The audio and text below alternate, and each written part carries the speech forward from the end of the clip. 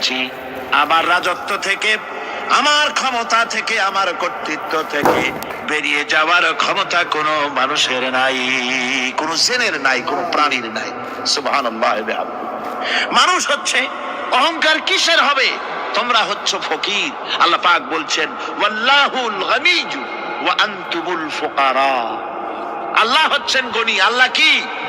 গনি, বেনিয়াস, বেপরোয়া।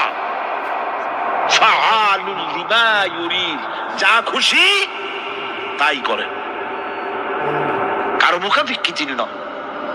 কোরআনে কারীমে রব্বুল আলামিন বলেছেন, নবী আপনি আমার ব্যাপারে, আমার গুণাবলীর ব্যাপারে বলুন। কুল হুয়াল্লাহ, ও আমার নবী আপনি বলুন, আল্লাহ পাক এক এবং একক, তিনি নিরঙ্কুশ, তিনি বেনিয়াস, তিনি কারো মুখাপেক্ষী নন, তিনি কাউকে জন্ম দেন নাই, তাকেও কেউ জন্ম দেয়নি। আকাশ এবং জমিনে আল্লাহর সমকক্ষ কেউ নাই। তোমরা হচ্ছ ফকির আর আমি আল্লাহ হচ্ছে বেনিয়াস। লিল্লাহি মা ফিস সামাওয়াতি ওয়া মা ফিল আরদ, আকাশে যা আছে জমিনে যা আছে সব আল্লাহ। সব কার? আল্লাহ পাকের। সুতরাং কিসের অহংকার, কিসের মাতবাড়ি? মানুষ পেছনের কথা ভুলে যায়, মোটেই চিন্তা করে না। একটু আগে যারা ক্ষমতায় ছিল আজকে তারা ক্ষমতা হারা, আজকে যারা ক্ষমতায় এলো তারা আবার ক্ষমতা মস্তদে বসে দুনিয়ার সব বিপদ আপদ ভুলে যায়। কি করে আরো বেশি লুটপাট করা যায়, আরো বেশি মানুষকে শোষণ করা যায়, মানুষ এই চিন্তাই করে। অহংকারে, ক্ষমতার দর্পে ফেটে পড়ে, চিন্তা করে না পেছনের কথা। আল্লাহ রাব্বুল আলামিন বলেন, যারা নাকি মুমিন বান্দাদের বিনয় এবং বিনম্রতা তাদের মধ্যে সৃষ্টি হয়ে যাবে, তার কারণ হলো আল্লাহ পাক বলেছেন ওয়ালা তামশি ফিল আরদি মারহান ইন্নাকা লাতুরিকাল আরদালান বুলুগাল জিবাল তুলা ওয়ালা তামশি ফিল আরদি মারহান, আমার জমিনের উপরে অহংকার করে পা ফেলো না। তুমি কি পারবে অহংকার করে আমার জমিনটাকে ফাটাই দিতে? কি বলেন, পারা যাবে? অহংকার করে জমিনের উপরে লাথি মারেন জোরে, জমিন ফাটবে? ফাটবে না, আপনার পা ছিঁড়ে যাবে। আপনি পারবেন অহংকার করে পাহাড়ের উচ্চতা লাফ দিয়ে ছাড়াই যেতে পারবেন? তাও পারবেন না। সুতরাং আল্লাহ পাকের উপরে ঈমান আনলে পরে মাথায় ভাবে নত হয়ে যায়, অহংকার তাদের জায়গা পায় না। অহংকার কিসের অহংকার তোমার? মানুষ তার জন্মের কথা, কোরআনে কারীম বলে মানুষ কি তার জন্মের কথা স্মরণ করে না? তোমার তো এমন অবস্থা ছিল, দুনিয়ায় উল্লেখযোগ্য বিষয়বস্তু হিসাবে তুমি পরিগণিত ছিলে না। তুমি হচ্ছ, তোমার জন্মের উৎস কথা হচ্ছে এক ফোঁটা নাপাক পানি, এমন নাপাক পানি যা শরীর থেকে নির্গত হলে পরে গোসল করা ওয়াজিব হয়ে যায়। এমন এক ফোঁটা নাপাক পানি যার জন্মের উৎস, তার আবার অহংকার কিসের? পৃথিবীতে অহংকার যারাই করলো আল্লাহ পাক তাদেরকে ভালো করে দেখায় দিলেন। নমরুদকে দেখায়ছেন, ফেরাউনকে দেখায়ছেন। যুগের ছোট ছোট নমরুদ, ফেরাউন, যেখানে যেখানে খুদে খুদে ফেরাউন হয়েছে আল্লাহ সকলকেই দেখিয়ে দিয়েছেন। দেন নাই? দেখিয়ে দিয়েছে। সুতরাং মাথা নিচু করে চলতে হবে। বিদ্যার বড়াই করা চলবে না। কত লেখাপড়া করেছো তুমি? এমএ পাস করেছো, তাতে কি হয়েছে? সবে মাত্র বর্ণবোধ পড়েছো, জ্ঞানের রাজ্যে পা ঢুকিয়েছো, এখনো কিছু শেখনি। টাইটেল পাস করেছো, তো কি হয়েছে? কদ্দুর শিখেছো? নিউটনের মতো মানুষ মৃত্যুর সময় বললেন, কেন সমুদ্রের বেলাভূমিতে দাঁড়িয়ে সামান্য বালু কণা নিয়ে নাড়াচাড়া করলাম, অথই সমুদ্রের কিছুই দেখতে পারলাম না। শেখ সাদী রহমতুল্লাহ আলাইহি ইন্তেকালের সময় বলেছেন, মালুম শোধ কি হিচ মালুম না শোধ, সারা জীবন সাধনা করে বুঝিলাম ইহা যে কিছুই বুঝিলাম না। এগুলি হচ্ছে জ্ঞানীদের কথা। আর কোন রকম ইউনিভার্সিটির বারান্দা দিয়ে 3-4 দিন হাঁটছে, কয় যে সব বুঝি। কি বুঝছো? কয় দেয়ার ইজ নো গড, স্রষ্টা বলতে কেউ নেই। পাগল কি আর গাছে ধরে মিয়া? বড়াই চলবে না, স্বাস্থ্যের বড়াই চলবে না, অর্থের বড়াই চলবে না। অর্থের বড়াই করবে, কত অর্থ তোমার হয়েছে, আল্লাহ যদি ইচ্ছে করেন ব্রেনের মধ্যে, মগজের মধ্যে এমন টিউমার করে দিবেন, মগজের মধ্যে এমন ক্যান্সার করে দেবেন, হার্টের ভিতরে এমন ক্যান্সার লাগায় দিবেন, 14 গোষ্ঠী বিক্রি করলে ঔষধের পয়সা হবে না। পারবে কিনা আল্লাহ কোন? জোরে বলবেন পারবেন কিনা? এমন বহুত অসুখ আছে ডাক্তাররা বোঝেই না ঔষধ দেবে কি। হযরত ইউনূস আলাইহিস সালাম মাছে তারে গিলে ফেলে দিল, হতাশায় তিনি হার্ট ফেল করেন নাই। মাছের পেটের মধ্যে যদি কেউ চলে যায়, বেরিয়ে যাওয়ার জন্য কোনো ব্যাকডোর আছে নাকি কোন? পালাবার কোন রাস্তা আছে? মাছের পেটের জানালা দরজা আছে কিছু? কিছুই নেই। তিনি হতাশ হলেন না, মাছের পেটের ভেতরে বসে হযরত ইউনূস আলাইহিস সালাম বুক ভরা আশা নিয়ে আল্লাহর দরবারে তিনি ঘোষণা করলেন, লা ইলাহা ইল্লা আনতা সুবহানাকা ইন্নী কুনতু মিনাজ জালিমিন। পড়েন না সবাই, লা ইলাহা ইল্লা আনতা সুবহানাকা ইন্নী কুনতু মিনাজ জালিমিন। হযরত ইউনূস আলাইহিস সালাম বললেন, আল্লাহ তুমি ছাড়া কোনো ইলাহা নাই, তোমার পবিত্রতা ঘোষণা করছি, আমি জালিমদের অন্তর্ভুক্ত হয়ে গেছি। তিনি যখন চিল্লাচ্ছিলেন, মাছের পেটের ভিতরে বসে যখন কাতরুক্তি করতেছিলেন, আল্লাহ বুঝি তখন শোনেন নাই সে কথা? কি বলেন? আল্লাহ বুঝি তখন তন্দ্রায় বা নিদ্রায় ছিলেন? না, আল্লাহ পাক কি ঘুমান? তন্দ্রায় যান? লা তাখুযুহু সিনাতুন ওয়ালা নাওম। আল্লাহ রাব্বুল আলামিন বলেন, কোন তন্দ্রা বা নিদ্রা আল্লাহ রাব্বুল আলামিনকে স্পর্শ করে না। হযরত ইউনূস আলাইহিস সালাম যখন মাছের পেটের ভিতরে বসে চিৎকার মারলেন, আল্লাহ পাক বলেন, ইউনূস রে, তোমার ওই ডাক কেউ শোনে নাই, দুনিয়ার কোন রাজা বাদশাহ শোনে নাই, দুনিয়ার কোন বন্ধু বান্ধব তোমার শোনে নাই, কিন্তু আমি তোমার আরশের মালিক, আমি রব্বুল আলামিন শুনেছি। শুধু শুনি নাই, সঙ্গে সঙ্গে জবাব দিয়ে দিয়েছি। ফাস্তাজাবনা লাহু ওয়া নাজ্জাইনাহু মিনাল গাম্মি। পড়েন, ফাস্তাজাবনা লাহু ওয়া নাজ্জাইনাহু মিনাল গাম্মি ওয়া কাযালিকা নুজিল মুমিনিন। আল্লাহ পাক বলেন, আমি জবাব দিলাম। মাছের পেটের ভিতরে বেদনা শুরু হয়ে গেল, মাছ আর তলদেশে শুয়ে থাকতে পারলো না, সাঁতরাতে পারলো না, মাছ ভেসে উঠলো উপরে। পেটের যন্ত্রণায় মাছ কিনারায় চলে এসে বমি করে দিতে পারলে যেন বাঁচি, এই অবস্থা মাছের হলো। কিনারায় চলে এলো করে ইউনূস আলাইহিস সালামকে ফেলে দিল, মাছও বাঁচলো, ইউনূস আলাইহিস সালামও বাঁচলো। আল্লাহ রাব্বুল আলামিন বলেন, মুমিনেরা শোনো, শুধু ইউনূসকে নয়, ওয়া কাযালিকা নুজিল মুমিনিন, এইভাবে কাছে যদি হাত ফাইলায়, আমি আল্লাহ রাব্বুল আলামিন মুমিনদের এভাবে বিপদ মুক্ত করে দেই। আল্লাহ পাক বিপদ মুক্ত করে দেন।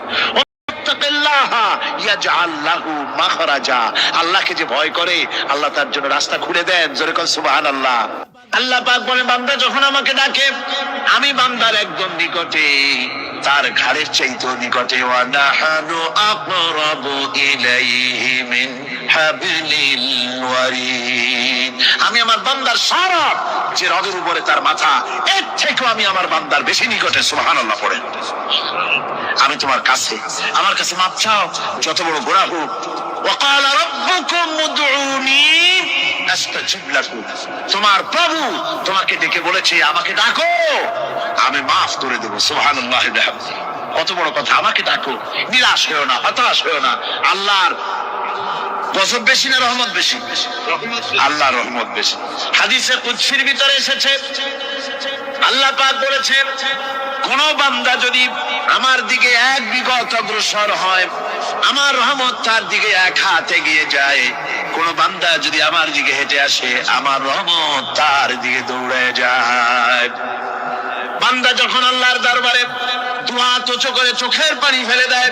মুসলিম শরীফের হাদিসের ভিতরে এসেছে, গভীর রাতের তৃতীয় অংশে আল্লাহ রাব্বুল আলামিন প্রথম আকাশে আসেন আর ডেকে বলেন, পৃথিবীতে আছো নাকি কেউ গুনাহ করে জীবন বরবাদ করে দিয়েছো, আমার কাছে মাপ চাও।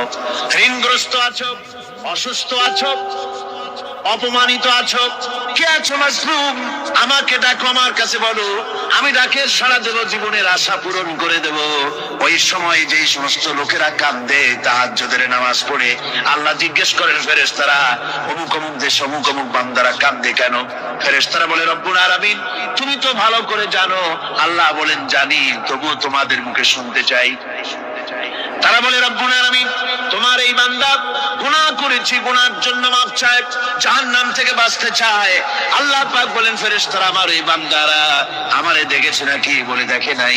বলে আমার দোজখ দেখেছে নাকি? বলে না, তাও দেখে নাই। আমার বেহেশত দেখেছে নাকি? বলে না, তাও দেখে নাই। আল্লাহ পাক বলেন, ফেরেশতারা সাক্ষী থাকো, ওরা আমাকে দেখে নাই, আমার বেহেশত দোজখ কিছুই দেখে নাই, শুধুমাত্র আমার নবীর কথা, আমার কোরআনের কথা বিশ্বাস করে আরামের ঘুমকে হারাম করে যেভাবে তারা কাঁদতেছে, সাক্ষী থেকে যাও ফেরেশতারা, আমার রহমতের দরিয়ায় জোশ মেরেছে, আমার ওই ক্রন্দনরত বান্দাগুলিকে আমি আল্লাহ মাফ করে দিলাম। মুমিন বান্দা যারা আল্লাহর, যারা কোয়ালিটি, এটাও হতাশায় নিরাশায় ভেঙে পড়বে না। খুশি করে গুনাহ হয়ে গেছে, মাপ চাও, তোমার গুনাহ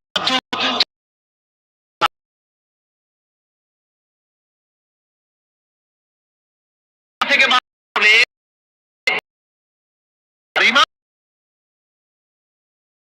আমি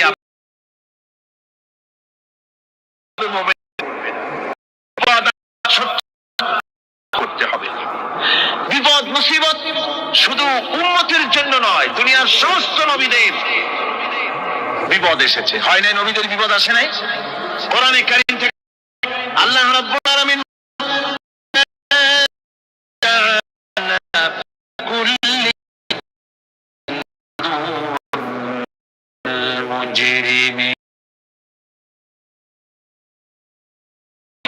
সকল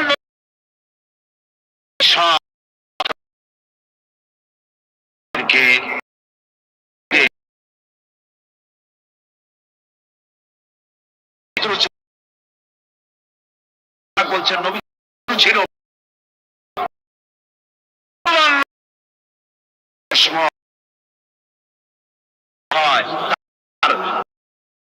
ওই আরব বাহক যারা, তাদের বুঝি বিপদ আপদ হবে না নাকি?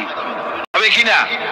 তো ইসলামের বিরোধিতা যারা, কোরআনের পরিভাষায় বলা হয়েছে ইসলামের দুশমন, দুশমন দুনিয়ার পাপিষ্ঠ আর অপরাধ প্রবণ লোকেরাই ইসলামের দুশমন হয়, নবীদের দুশমন হয়। আজও দেখেন, আজও তাকিয়ে দেখেন, ইসলামী আন্দোলনের বিরোধিতা যারা করে, দেখেন, খুঁজে দেখুন, যারা ইসলামী আন্দোলনের বিরোধিতা করে, যারা ইসলামকে মিটিয়ে দেওয়ার চেষ্টা করতেছে, যারা ইসলামকে মৌলবাদ বলে, ইসলামকে সাম্প্রদায়িক বলে, কোরআনে কারীমের কথা কত স্পষ্ট যে নবীদের দুশমন হয়, ইসলামের দুশমন হয় মুজরিম লোকেরা, অপরাধ প্রবণ আর পাপিষ্ঠ লোকেরা। আজও আমরা দেখতে পাই এই শ্রেণীর লোকেরা পাপিষ্ঠ এবং সবচাইতে সমাজের নিকৃষ্ট ধরনের চরিত্রহীন লোক, নামাজ নাই।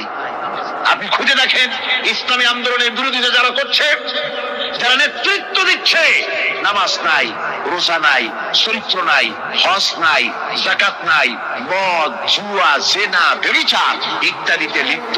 চেহারা দেখলে ছেলেপেলেরা 2 গ্লাস পানি খায়, ভর সোজে। কথা ঠিক কিনা কয়? এই হলো অবস্থা।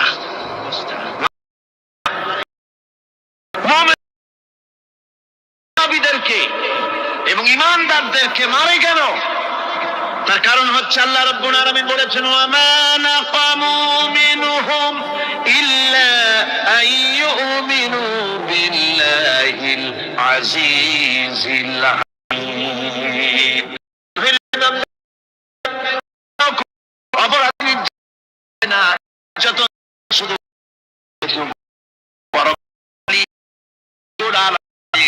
দিনকে কায়েম তারা মারে। ঠিক কিনা কর? যুগে নবীদের উপরে সাবিত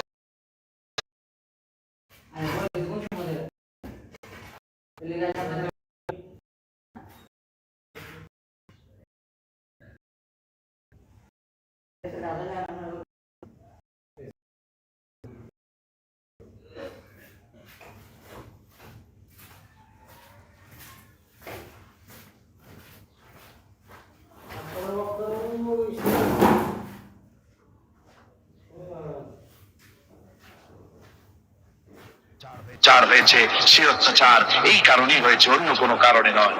এই কঠিন বিপদে অবিচলতা এবং ধৈর্যের দৃষ্টান্ত নবীগণ পেশ করেছেন পৃথিবীর বুকে। আমরা দেখেছি ইব্রাহিম আলাইহিস সালামকে আগুনে ফালানো হয়েছে, আছে না কোরআন শরীফে? আমি কিন্তু গল্প করতেছি না, সব কোরআনের কথা। কিসের কথা? ইব্রাহিম আলাইহিস সালামকে আগুনে ফালানো হচ্ছে। অপরাধ কি? অপরাধ আছে হযরত ইব্রাহিম আলাইহিস সালাম দাওয়াত দিয়েছেন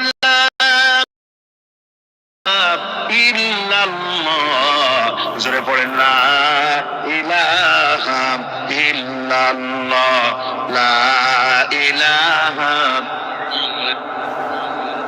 লা ইলাহা ইল্লাল্লাহ মুহাম্মাদুর রাসূলুল্লাহ। হযরত ইব্রাহিম আলাইহিস সালাম দ্বীনের দাওয়াত দিয়েছেন, এক দাওয়াত দিয়েছেন, ঈমানের দাওয়াত দিয়েছেন। আর কোন অপরাধ ছিল না। নমরুদ সহ্য করতে পারল না। কোরআনে কারীমের মধ্যে সব কথাগুলি আল্লাহ পাক এই জন্য বিধৃত করেছেন, এই জন্য কোরআনে কারীমের মধ্যে সব কথা উঠায় দিয়েছেন, যাতে করে মুমিনেরা বিপদ আসলে পরে যেন ঘাবড়ে না যায়। ইব্রাহিম আলাইহিস সালামকে আগুনে ফেলানো হচ্ছে। ফেরেশতা বলছে, ইব্রাহিম তোমারে আগুনে ফেলায় দাও, আমার কাছে ক্ষমতা আছে, আগুনগুলো উঠায় নমরুদ ফেলায় দেব। হযরত ইব্রাহিম ফেরেশতার কাছে সাহায্য চাইছিলেন নাকি? কেন? আমি তো এমন কোন অন্ধ আল্লাহর ইবাদত করি না যেই স্রষ্টা তার গোলামের দুঃখ দুর্দশা না দেখেন। আমি তোমার কাছে সাহায্য চাইবো না। হযরত ইব্রাহিম আলাইহিস সালাম পাশ করলেন। কি বলেন, পাশ করছেন না? ঈমানের পরীক্ষায় পাশ। আগুনের মধ্যে হযরত ইব্রাহিমকে যখন ফেলানো হচ্ছে, রব্বুল আলামিন আগুনের প্রতি নোটিশ করে দিলেন, ইয়া নারু কুনি বারদাও ওয়া সালামান আলা ইব্রাহিম। আগুন আমার ইব্রাহিমের জন্য শান্তিদায়ক, ঠান্ডা হয়ে যা। এখন কি আর আগুনের বাপের ক্ষমতা আছে ইব্রাহিমকে পোড়ানো? আর ক্ষমতা নাই। আমার বন্ধুগণ, ইব্রাহিম আগুনের ভিতরে আরামে বসা আছেন, আর বসে ইব্রাহিম এর মধ্যে দুশমন রে বন্ধ হয়ে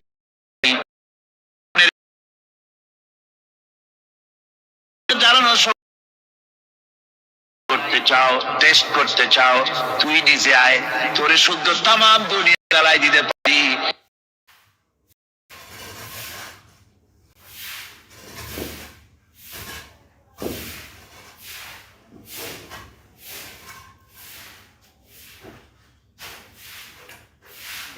ইব্রাহিমের এক গাছা পশম জ্বালাইতে পারি না।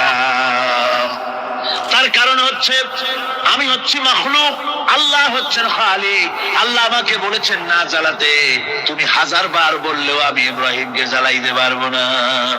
কোরআনে কারীমে ঘটনা বলে মুমিনদেরকে সাহস দেওয়া হচ্ছে, মুমিনেরা দ্বীনের কাজ করতে গিয়ে বিপদ আবাজ আসবে, ঈমানের দাবি হলো বিপদ আসবে, বিপদ ঘাবড়ায় যেও না, পড়ে চিন্তায় পেরেশানে হয়রান হয়ে যেও না।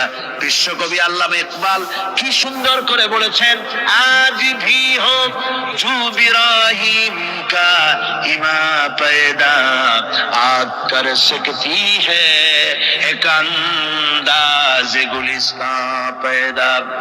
ইব্রাহিমের ঈমান যদি আজিও কোথাও হয় বিদ্যমান, করতে পারেন অগ্নিকুণ্ডে খুবসুরত এক গুলিস্তান। আজও যদি আগুনের ভিতরে কোন নমরুদ কোন ইব্রাহিমকে যদি ফেলে দেয়, আল্লাহ রাব্বুল আলামিন আজও আগুনকে ফুলের বাগান বানায়া দিবেন। সুবহানাল্লাহ। ভয় পাওয়ার কারণ নাই, চিন্তা করার কোনো কারণ নাই। আমার বন্ধুগণ, হযরতে হুদ আলাইহিস সালামকে যখন সমাজের লোকেরা, রাষ্ট্রের লোকেরা ঘিরে ফেলে দিল, সমাজ শক্তি, রাষ্ট্র শক্তি যখন তাকে ঘিরে ফেলে দিল, ষড়যন্ত্রের পাহাড় তুলে দিল, তারে মেরে ফেলে দিবে, হযরত হুদ দেশ থেকে তা পালায় গেলেন না, ভয় পেলেন না। হযরতে হুদ আলাইহিস সালাম বললেন, কোরআনে কারীমে হযরত হুদের কথা কোট করা হলো, ফাকিদুনি জামিআন সুম্মা লা তুনজিরুন। সম্মিলিতভাবে ষড়যন্ত্র করো আমার বিরুদ্ধে, সবাই মিলে ষড়যন্ত্র করো, সুম্মা লা তুনজিরুন, আর আমাকে এতটুকু অবকাশ তোমরা দিও না।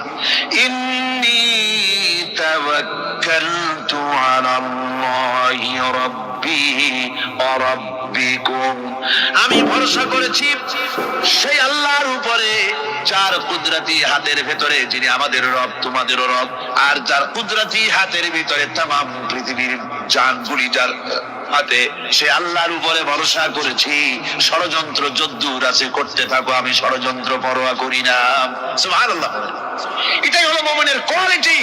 শুধু ঈমান, লা ইলাহা ইল্লাল্লাহু মুহাম্মাদুর রাসূলুল্লাহ, গরুর গোশত খাই, আর রবিউল মাস আসতে পরে ইয়া নবী সালাম আলাইকা, ইয়া রাসূল সালাম আলাইকা, তারপরে গরম গরম জিলাপি আর রসগোল্লা খাইলাম খুব বেশি করিয়া, এর নাম মুমিন নয়। মুমিন হচ্ছে তার চলায় ফেরায় উঠায় বসায় সাহসিকতার এক আন্দাজ তৈরি হবে সে।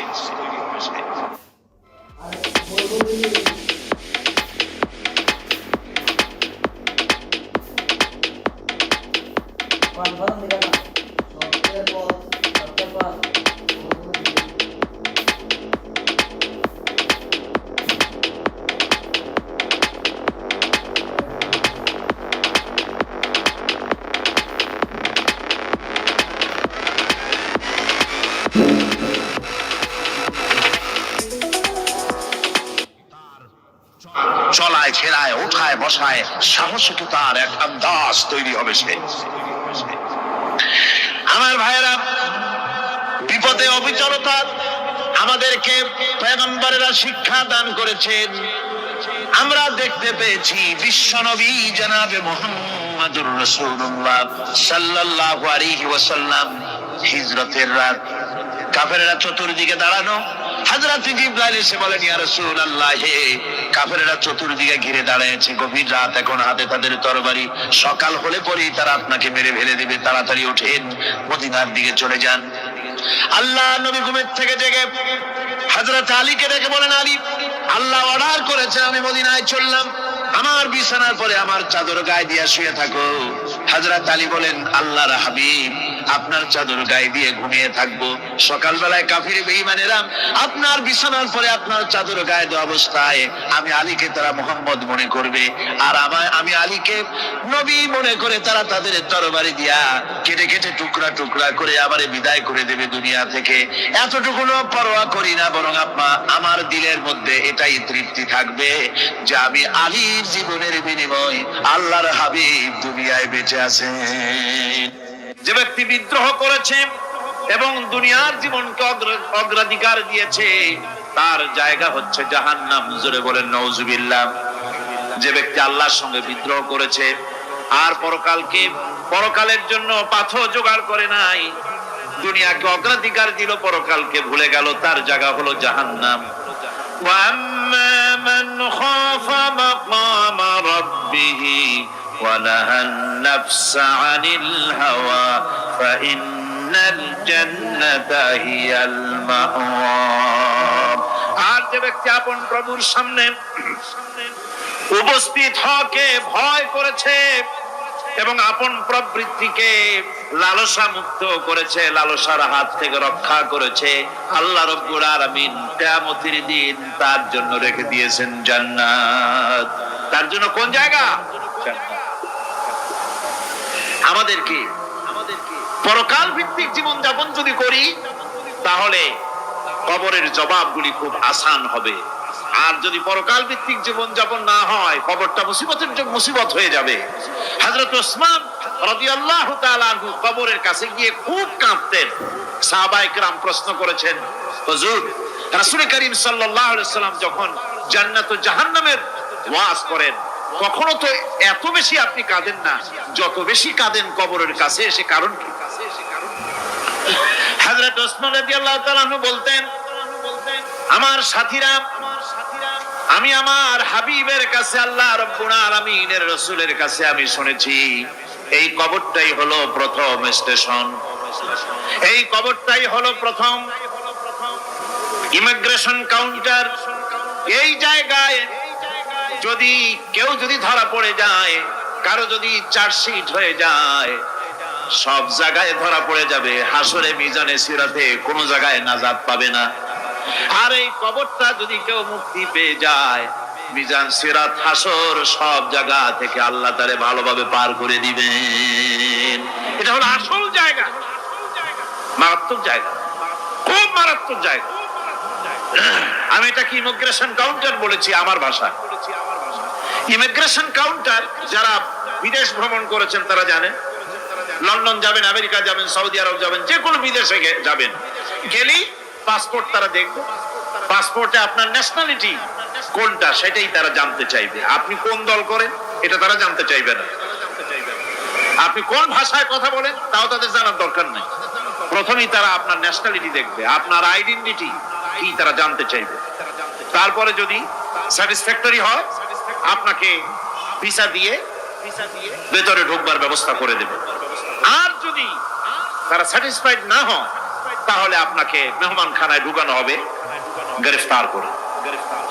কবর হচ্ছে এ ধরনের একটি ইমিগ্রেশন কাউন্টার।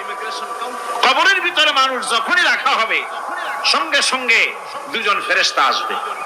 কবরের কাছে যারা এসেছিল, দাফন হয়ে যাওয়ার পর এই লোকগুলি 40 কদম যেতে যতক্ষণ লাগে, এর মধ্যেই দুজন ফেরেশতা এসে যাবে।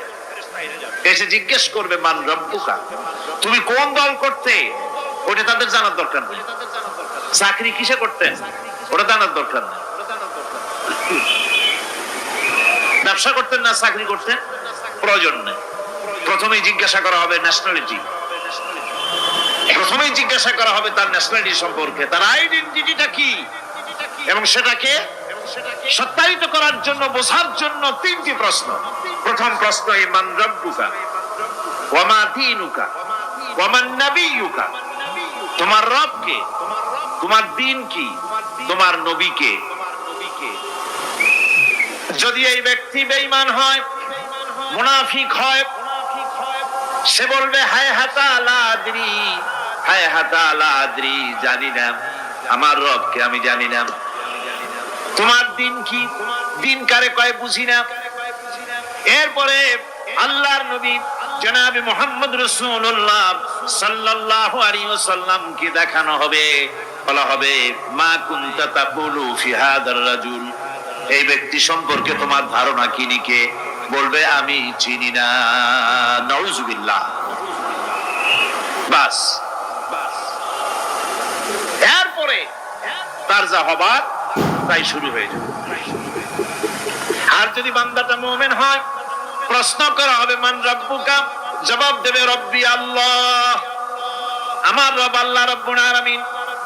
ওয়া মা দীনুকা, দীনুনা ইসলাম, আমার দিন হচ্ছে ইসলাম। এরপরে আল্লাহর নবীকে দেখানো হবে। কয়েক রকমের বর্ণনা আছে। কোন বর্ণনায় আছে হুজুরের আকারে দেখানো হবে, অথবা রাসূলকে সরাসরি দেখানো হবে। বলা হবে মা কুনতা তাকুলু ফি হাদার রাজুল, এই লোকটি সম্পর্কে ধারণা কি? মুমিন ব্যক্তি বলবে হাদা নবিয়ুনা মুহাম্মাদুর রাসূলুল্লাহ সাল্লাল্লাহু আলাইহি ওয়াসাল্লাম, ইনি আমাদের সেই নবী মুহাম্মাদুর রাসূলুল্লাহ সাল্লাল্লাহু আলাইহি ওয়াসাল্লাম। আমরা যেন এই রকমের জবাব দিতে পারি, আল্লাহ কবুল করো। সকলে জোরে বলেন আমিন। এই নতুন উইডওয়েন ভিআইপি প্ল্যাটফর্মটা একেবারে দুর্দান্ত। গতকালই রেজিস্টার করেছি, আজকে টানা 3বার সুপার রিওয়ার্ড সঙ্গে সঙ্গে আমার অ্যাকাউন্টে চলে এসেছে। আমি এখন বাসে যাচ্ছি, তোমার জন্য নতুন ফোন কবুল করো। সকলে জোরে করো আমিন। জবাব হয়ে যাওয়ার পর গায়ব থেকে আওয়াজ আসবে, ফাফরিশু বিল জান্নাতি ওয়ালবিসু বিল জান্নাহ। ও আমার ফেরেশতারা, আমার এই বান্দাকে জান্নাতের পোশাক পরায়া দাও আর কবরটাকে জান্নাতের বিছানা বিছায়া দাও। জান্নাতের পোশাক পরায়া দাও, জান্নাতের বিছানা বিছায়া দাও। ইলা মাদ্দা বাসারিহি, তার চোখের দৃষ্টি যত দূর যায় কবরটা ততটা প্রশস্ত করে দাও। এরপর বেহেশতের পোশাক পরাইয়া, বেহেশতের বিছানা বিছায়া ফেরেশতা বলবে, নম কানাউমুল উরুস, ঘুমিয়ে যাও। দুলামিয়া যেমন বাসর সজ্জায় নতুন বউ নিয়ে আরামে ঘুমায়, এরকম আরামে ঘুমায় যাও। ইলা ইয়াউমিল কিয়ামা, কিয়ামত পর্যন্ত ঘুমায় থাকো, আরামে ঘুমিয়ে থাকবে। এরপরে সিংহায় ফুৎকার হবে, সিংহার ফুৎকারের আওয়াজে তার ঘুম ভেঙে যাবে। বলবে, ইয়া ওয়াইলানা মান বা'আথানা মিন মারকাদিনা, আয় আফসোস, আমার এত আরামের ঘুম থেকে কে আমাকে জাগ্রত করলো, আমার ঘুমটারে নষ্ট করলো কে? আওয়াজ আসবে, হাদা মা ওয়াদার রহমান ওয়া সাদাকাল মুরসালুন, এটা হচ্ছে রহমানের সেই ওয়াদা, আর মুরসালিনরা নবীরা সত্য কথাই বলেছিলেন, সেই কিয়ামত অনুষ্ঠিত হচ্ছে। আমার বন্ধুগণ, সেজন্য এই দুনিয়ার মোহে পড়ে থাকলে পরে দুনিয়ায় যারা অগ্রাধিকার দিবে দুনিয়াকে পরকালের তুলনায়, জবাব দিতে পারবে না কবরের ভিতরে গিয়া। আর যারা পরকালকে অগ্রাধিকার দিবে, দুনিয়ার চাইতে পরকালকে বেশি অগ্রাধিকার দেবে, আর আল্লাহর ভয় কলিজার ভিতরে রাখবে, কবরের জবাব সঠিকভাবে দিতে পারবে, কিয়ামতের দিন আল্লাহ রাব্বুল আলামিন তাদের জন্য জান্নাত দান করবেন। জোরে বলেন আমিন। দুনিয়াটা হচ্ছে দুনিয়া যেখানে আমরা আছি। আমি আগেই বলেছি, দুনিয়া হচ্ছে আদনা শব্দ থেকে এর উৎপত্তি হয়েছে। তুচ্ছ, নিকৃষ্ট, এটার দাম নাই, এটার মূল্য নাই। হযরত ইবনে কাইয়িম রাহিমাহুল্লাহ, নওয়ারাল্লাহু মারকাদাহু ওয়া জাআলাল জান্নাতা মাথওয়াহু, হযরত ইবনে কাইয়িম তিনি বলছেন, সুন্দর করে বলছেন দুনিয়া সম্পর্কে, মা মাদা ফিদ দুনিয়া আহলামুন ওয়া মা বাকিয়া মিনহা আমানি ওয়াল ওয়াক্তু বাইনাহুমা দাইউন। মা মাদা ফিদ দুনিয়া আহলামুন, জীবনের যে অংশ ফেলে এসেছি সেটা আজ একটা স্বপ্ন। ওয়া মা বাকিয়া মিনহা আমানি, আর জীবনের যে অংশ সামনে বাকি আছে সেটা এখন একটা আকাঙ্ক্ষা। ওয়াল ওয়াক্তু বাইনাহুমা দাইউন, আর এর মাঝখান থেকে সময় সব চলে যাচ্ছে। কত বড় কথা চিন্তা করেছেন? জীবনের যে অংশ ফেলে এসেছি তা আজকে স্বপ্ন, তা আজ কি বলেন? স্বপ্ন। আর সামনে যা আছে সেটা আকাঙ্ক্ষা, আর মাঝখান থেকে সময় সব চলে যাচ্ছে। এরপরে তিনি বলছেন, ওয়ামাই ইয়াসহাবিদ দুনিয়া ইয়াকুন মিসলা কাবিদিন আলাল মাই খালাতুহু ফুরুজুল আসাবিঈ। দুনিয়াদারের অবস্থা হচ্ছে এই, কেউ যদি দুই হাতে পানি খামসায় ধরে, দুই হাতে কি ধরছে বলেন? দুই হাতে পানি খামসায় ধরেছে, খুব মজবুত করে ধরেছে, 2 মুঠ পানি। বলেন থাকবে কতটুকু? কতটুকু থাকবে? 1 ফোঁটাও থাকবে না। কারণ তার আঙ্গুলের ফাঁক তার সাথে খেয়ানত করবে, আঙ্গুলের ফাঁক দিয়া পানিগুলি সব বেরিয়ে চলে যাবে। সুতরাং দুনিয়া যারা চায় তারা ঠিক পানি খামসায় ধরলে পানি যেমন হাতের ভেতর থেকে খেয়ানত করে চলে যায়, যারা দুনিয়া চায় দুনিয়াও তাদেরকে এভাবে ফাঁকি দিয়ে চলে যায়। তবুও দুনিয়ার মায়া মানুষের এত বেশি। আল্লাহর নবী বলেন, লাউ কানা লি ইবনি আদামা ওয়াদিন মিন যাহাবিন লাহাব্বা ইয়াকুনা লাহু সানিন, এই পৃথিবীতে যদি কাউকে একটা মাঠ ভরে যদি সোনা দেওয়া যায়, লোকটা বলবে, রব্বুল আলামিন, আমি যদি আরেকটা মাঠ এরকম সোনা ভরা পেতাম দ্বিতীয় আর একটা মাঠ দেওয়া হলে আবার বলবে যদি তৃতীয় আর একটা মাঠ সোনা ভরে যদি পেতাম। নবীজি বলেন ওয়ালা ইয়ামলাউ জাওফু ইবনু আদামা ইল্লা তুরাব, মানুষের পেট 3.5 হাত মাটি ছাড়া, কবরের মাটি ছাড়া মানুষের পেট ভরবে না। আরো চাই, আরো চাই, চাওয়ার কোনো শেষ নাই। মানুষ এভাবে করে দুনিয়ার মহব্বতে এমনি পাগল হয়ে যায়, শুধু দুনিয়ার মহব্বত, পরকালকে বেমালুম ভুলে যায়। আমি কিন্তু এই কথা বোঝাতে চাই নাই যে পরকালের মহব্বতে, পরকালের ভয়তে বা পরকালের জন্য দুনিয়া আপনি বাজার ঘাট বেচা কিনা ব্যবসা বাণিজ্য সবকিছু ভুলে যান না, তা নয়। ভুল বোঝার কোনো কারণ নাই। পরকালকে অগ্রাধিকার দিতে হবে, মানে দুনিয়াটা চিরস্থায়ী জায়গা নয়। চিরস্থায়ী হচ্ছে কোনটা? আখিরাত। চিল্লা এখন কোনটা? সুতরাং এখানে যা করতে হবে, আখিরাতে জবাবদিহিমূলক জীবন যাপন করতে হবে। আপনি ব্যবসা করবেন, ওজনে কম দিতে পারবেন না, আপনি খাদ্যে ভেজাল দিতে পারবেন না, চুরি করতে পারবেন না, ডাকাতি করতে পারবেন না, জেনা করতে পারবেন না, বদমাশি করতে পারবেন না, মদ খেতে পারবেন না, সন্ত্রাসী হতে পারবেন না, হাইজ্যাকার হতে পারবেন না, চাঁদাবাজ হতে পারবেন না, মুনাফাখোর হতে পারবেন না, আপনি চোরা কারবারি হতে পারবেন না, ঘুষখোর হতে পারবেন না, সুদখোর হতে পারবেন না। এই সব কাজ পরকালকে বিশ্বাস করলেই এ সমস্ত কাজ থেকে মানুষ বিরত থাকতে পারে। কথা ঠিক কিনা? এটাই হচ্ছে। সুতরাং এই পৃথিবী থাকবে না, এটা কি চিরকাল থাকবে না? এর একটা পরিসমাপ্তি ঘটবে।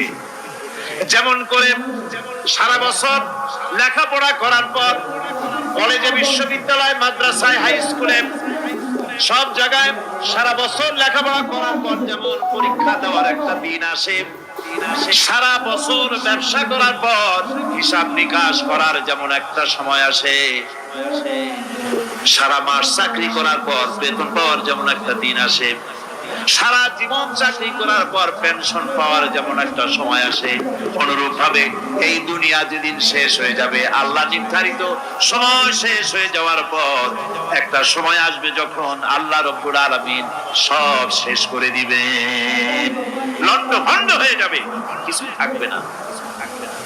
কোরআনে কারিমে আল্লাহ সব বলেছেন, কোরআনে সব আল্লাহ বলে দিয়েছেন।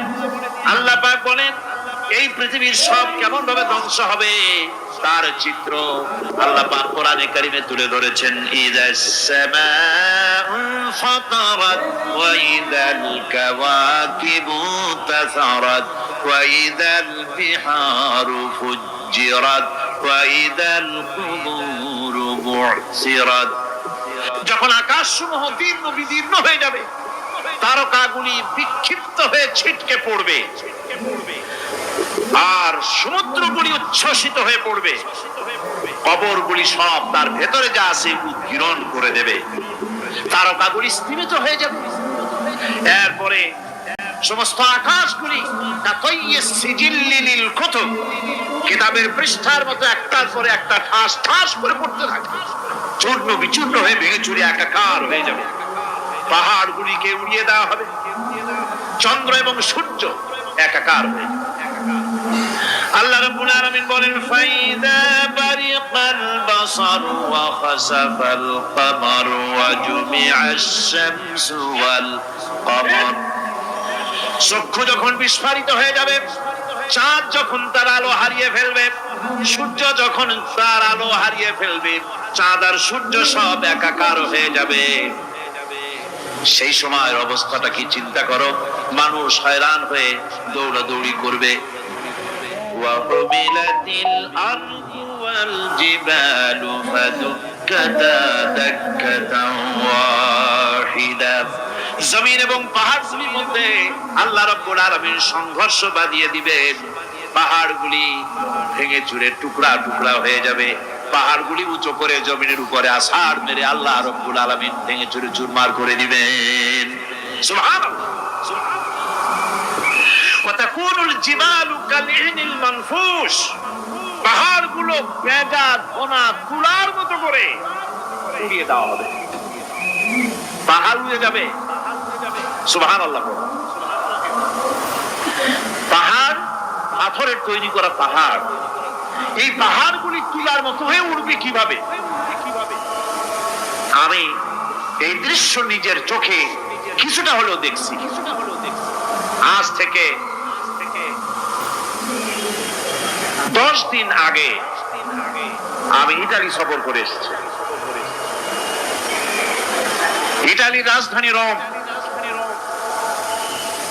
রোম প্রাচীন সভ্যতার লালন ভূমি। কোরআনে কারিমে সূরায়ে রোম রয়েছে। এই রোম সেই রোম।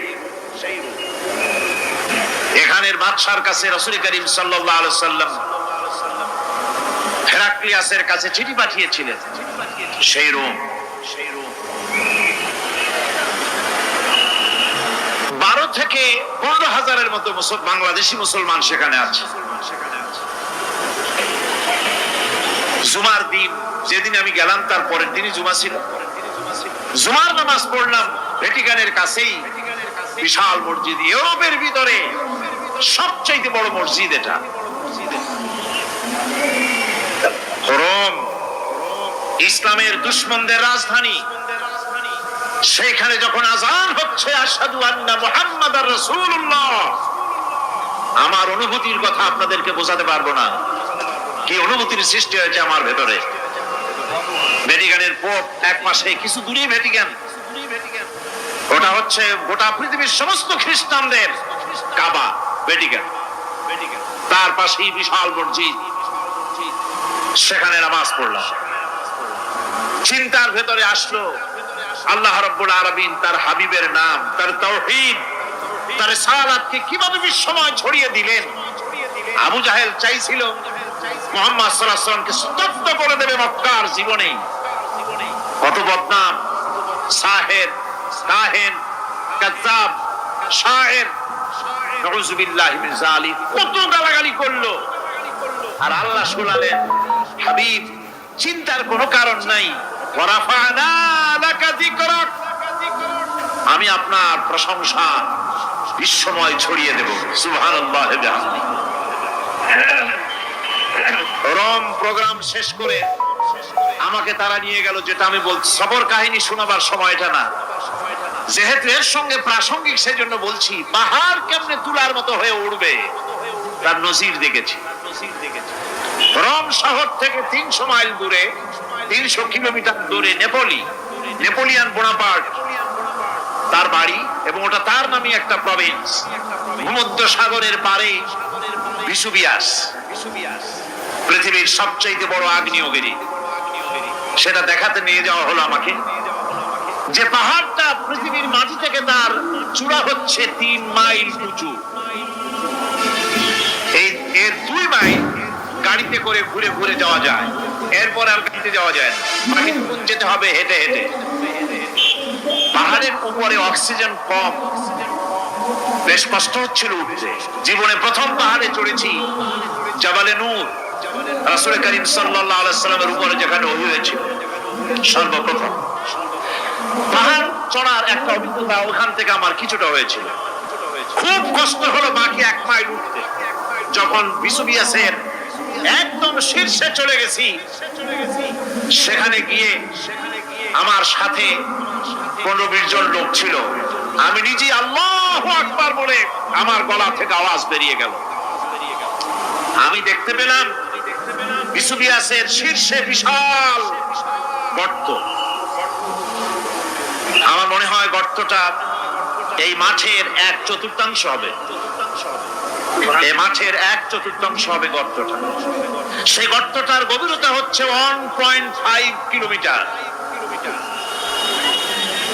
এইখান থেকে পাথরগুলি উত্থিত হয়েছে, আগ্নেয়গিরি পাথর আগুনে গলে লাভা হয়ে এগুলি পাহাড় বেয়ে উপচে পড়েছে, চতুর্দিকে 12 মাইল ছড়িয়ে গিয়েছে। আমার মনে পড়লো ওয়াকুদুহান নাস ওয়াল হিজারা, জাহান্নামের আগুনের ইন্ধন হবে মানুষ আর পাথর। আমি সেখানে সিজদায় পড়ে গিয়ে কান্নাম আর বললাম, আল্লাহ জাহান্নামের আগুন হারাম করে দিও আমাদের জন্য।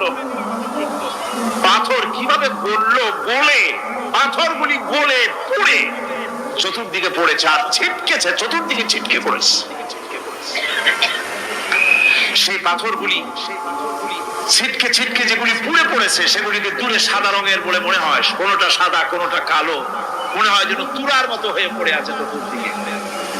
1944 সনে তৃতীয়বারের মতো বিশ্ববিয়ার্সী অগ্নিগিরি যে অগ্নি উৎপাত করে তাতে আশেপাশের 12 মাইল এলাকা এফেক্টেড হয়ে যায়। পাথরগুলি গলে এভাবে বিধ্বস্ত করে দিয়েছে। এখান থেকে এখানে জোহরের নামাজ, আসরের নামাজ আমরা পড়লাম, আল্লাহর কাছে খুব দোয়া করলাম। এখনো ধোঁয়া উঠতেছে, এখনো পাহাড়ের ফাটল দিয়ে ধোঁয়া উঠছে। একজন হাত দিয়ে আমাকে বলল যে খুব গরম লাগে ধোঁয়াগুলি। ওখানকার লোকেরা বলল যে ভেতরে এখনো আগুন আছে, তবে সুপ্ত, যে কোনো মুহূর্তে আবার তা জাগ্রত হতে পারে। আমরা সেখান থেকে নেমে এলাম। একটু কিছু দূর গিয়েই সেখানে হলো পম্পেই শহর। এই পম্পেই শহরটা হচ্ছে ঈসা আলাইহিস সালামের জন্মের 2000 বছর আগে এই শহর তৈরি হয়। ঈসা আলাইহিস সালামের জন্মের 179 বছর পর ভূমিকম্প হয়। সেই ভূমিকম্পে গোটা পম্পেই শহরটা পৃথিবীর মানুষের চোখের আড়াল হয়ে যায়, ধ্বংস হয়ে যায়, মাটির তলায় ভরাট হয়ে যায়। আজ থেকে 200 বছর আগে মাটি খনন করতে গিয়ে এই শহর আবিষ্কৃত হয়। পুরা শহরটা খুঁড়ে তারা বের করেছে। 180 হেক্টর জমিনের উপরে এই বিশাল শহর। ঘুরে ঘুরে দেখলাম গাড়ি চলে না সেখানে, পায়ে হেঁটে দেখতে হলো। প্রশস্ত রাস্তা। আজ থেকে 4000 বছর আগের মানুষেরা রাস্তা বানাতে জানতো পাথর দিয়ে, এবং রাস্তার দুধারে তাদের ছিল ফুটপাত, পানির ব্যবস্থা, নগরায়নের সব রকমের সুযোগ সুবিধা। তারপরে সেখানে বিচারালয়, এরপরে দোকানপাট, বাজার ঘাট, সবকিছুর ব্যবস্থা রয়েছে। বিশাল বিশাল পাথর গুলি দিয়ে পিলার তৈরি করা। ভাবলাম এই পিলারগুলি, এই পাথরগুলি তারা কিভাবে ক্রেন ছাড়া এত উপরে উঠালো কি করে, আমার মাথায় আসলো না। পাথর কেটে কেটে সুন্দর সুন্দর অঙ্কন শিল্প তারা করেছে। এরপরে ঘুরতে ঘুরতে বাদশার রাজার বাড়ি থেকে ঢুকলাম। সেখানে গিয়ে দেখলাম উলঙ্গ এত মূর্তি পাথরের তৈরি করা। পাথর কেটে কেটে দেওয়ালে যৌন মিলনের এমন কোন অশ্লীল ছবি নাই সেখানে। উলঙ্গ মূর্তি আর উলঙ্গ যৌন মিলনের অসংখ্য ছবি দিয়ে এই এলাকা ভরা। তখন আমি বুঝলাম আল্লাহর গজব হওয়ার কারণটা কি, এই শহরটা মাটির নিচে ভরাট হয়ে যাওয়ার কারণটা কি। আল্লাহ পাক জেনা ব্যভিচার যে দেশে বেশি হয় আল্লাহ পাক বরদাস্ত করে। দুশ্চরিত্র যে দেশের মানুষ দুশ্চরিত্র হয়ে যায়, জেনা ব্যভিচার বেশি হতে থাকে, আল্লাহ হরক করে দেন, গজব দেন। এই গজব এক এক সময় এক এক রকমের হয়ে আসে। কখনো মাটির নিচে, কখনো মহামারী, কোন দেশে কলেরা, আর সর্বশেষ এই জেনা ব্যভিচারের জন্য আল্লাহ পাক চূড়ান্ত যৌনতার জন্য চূড়ান্ত গজব বর্তমান বিশ্বের জন্য এইডস।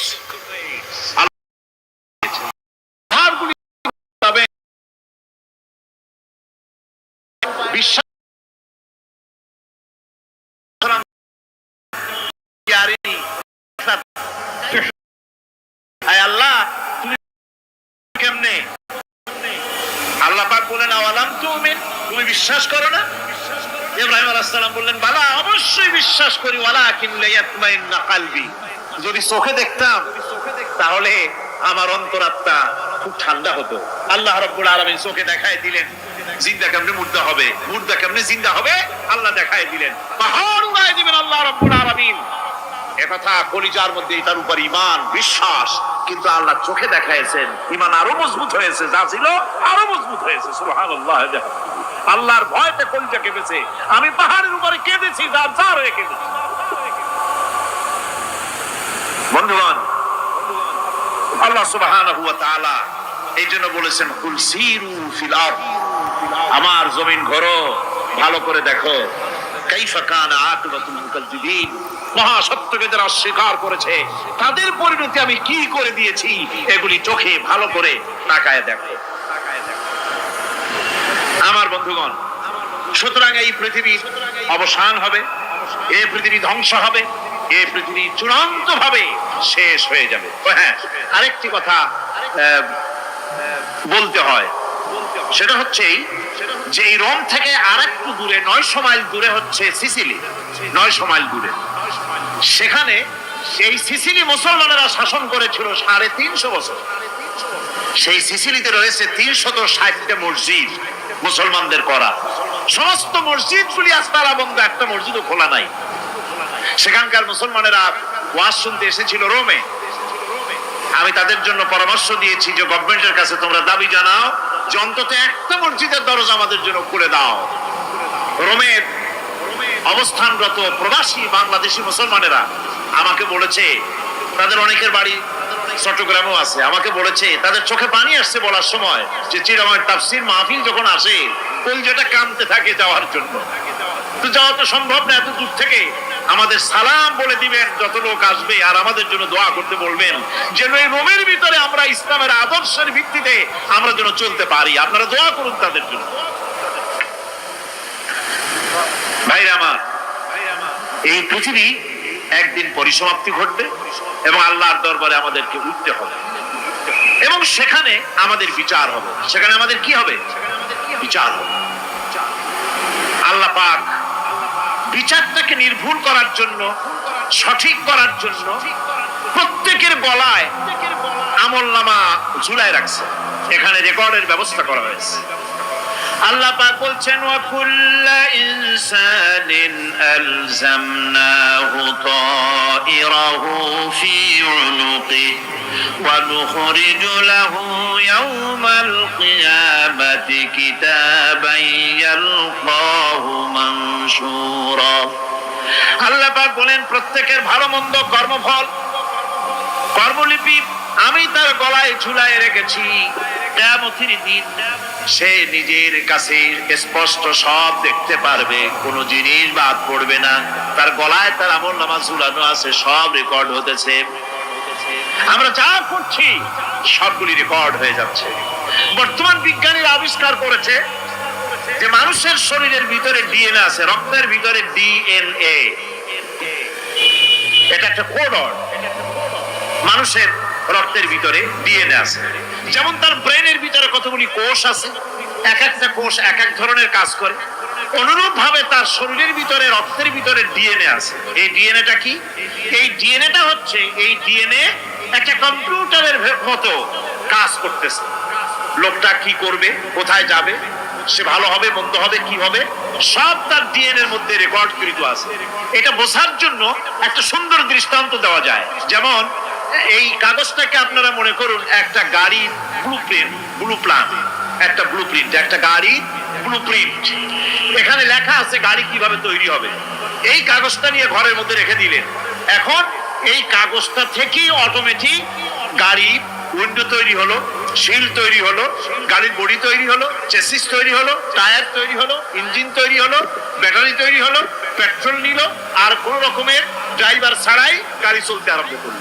এই কথাটা যদি মনের মাথার মধ্যে আনতে পারেন যে এটা কিভাবে হইতে পারে, এতে লেখা অনুযায়ী যেভাবে হওয়া যদি সম্ভব হয়, অনুরূপ ভাবে মানুষের রক্তের ভিতরে ডিএনএ এরা আবিষ্কার করেছে। এর ভিতরে মানুষের ভালো মন্দ, কোথায় যাবে কি করবে, সব কিছুর মধ্যে রয়েছে। কোরআনে কারীমে আল্লাহ রাব্বুল আলামিন, আমি গত বছর বলছিলাম যে বিজ্ঞানের আবিষ্কার যত বাড়বে কোরআন বোঝা মানুষের জন্য তত সহজ হবে। সুবহানাল্লাহ। কোরআন বোঝা মানুষের জন্য তত সহজ হবে।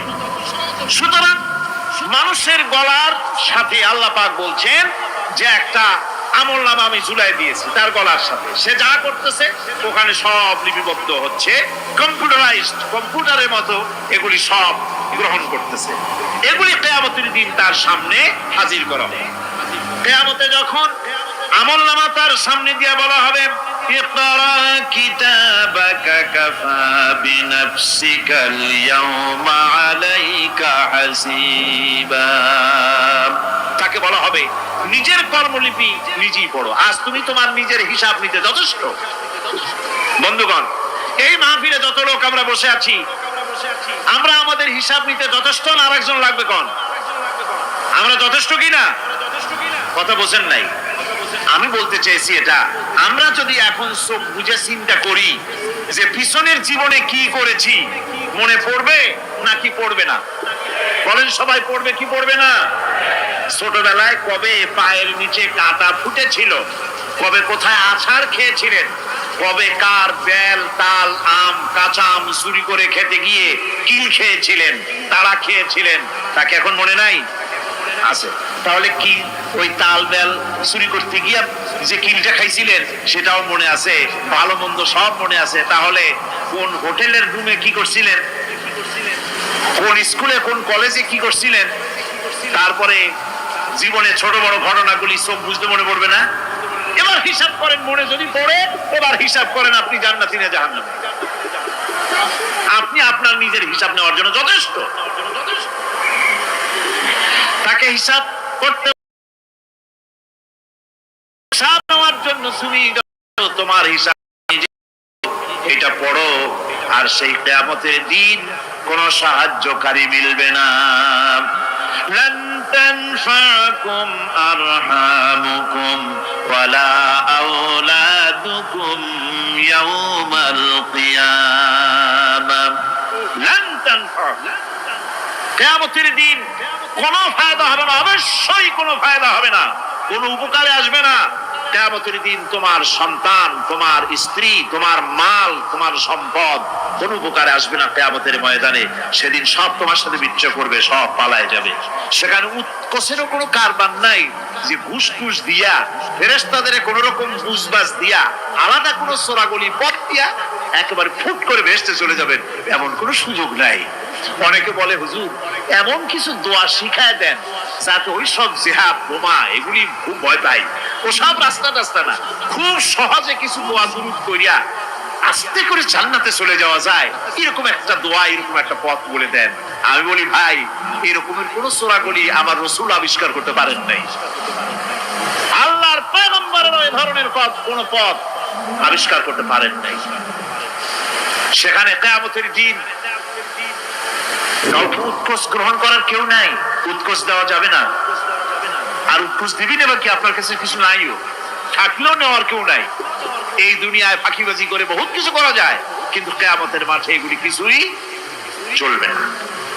اليوم لا ينفع مال ولا بنون কিয়ামতের দিন ধন সন্তান সন্ততি আর সম্পদ কোনো কাজে লাগবে না।